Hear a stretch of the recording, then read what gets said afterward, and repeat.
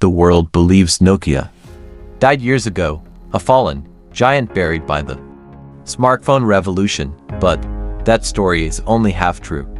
Because Nokia never really disappeared.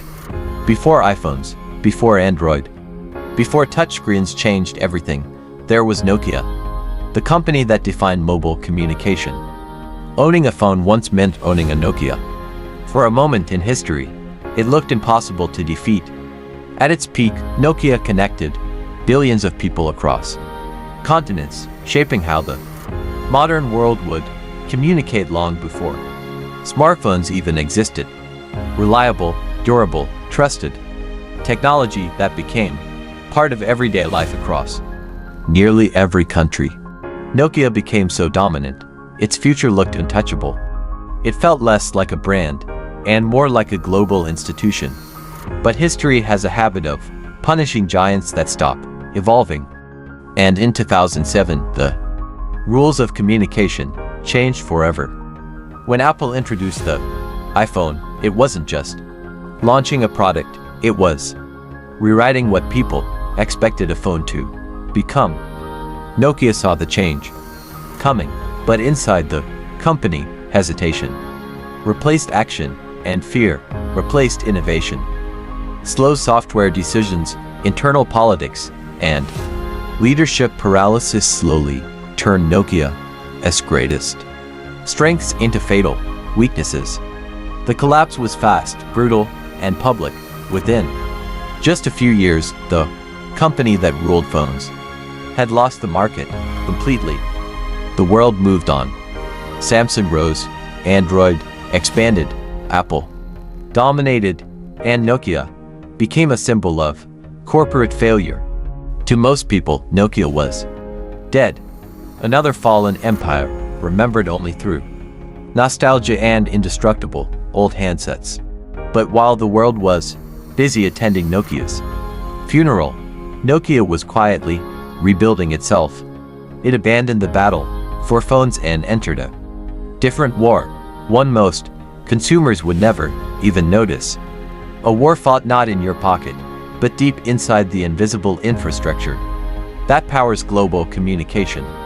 A quieter battlefield, hidden behind the modern world. Today, Nokia no longer fights through phones.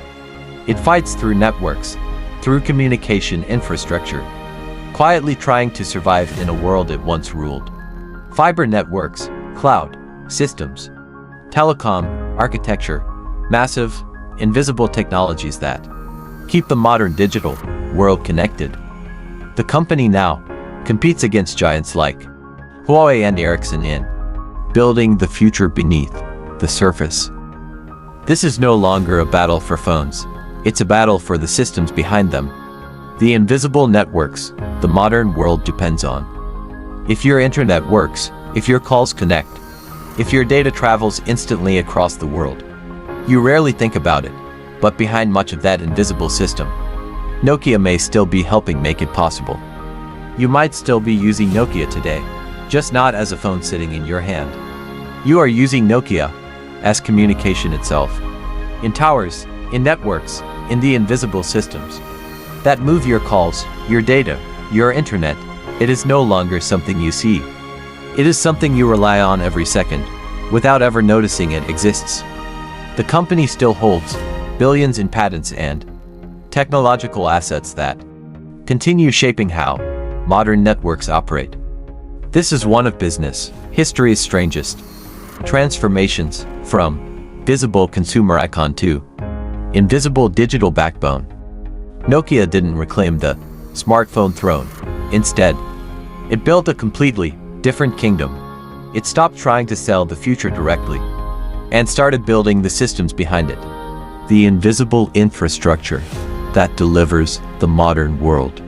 The company most people think disappeared is still quietly shaping how the world communicates every second. Nokia's survival proves something powerful. Losing your market doesn't always mean losing your future.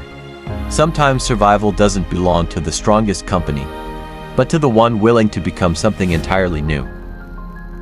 Some companies disappear, others evolve, but the reasons are always buried deeper than they appear. At the Autopsy Lab, we uncover how and why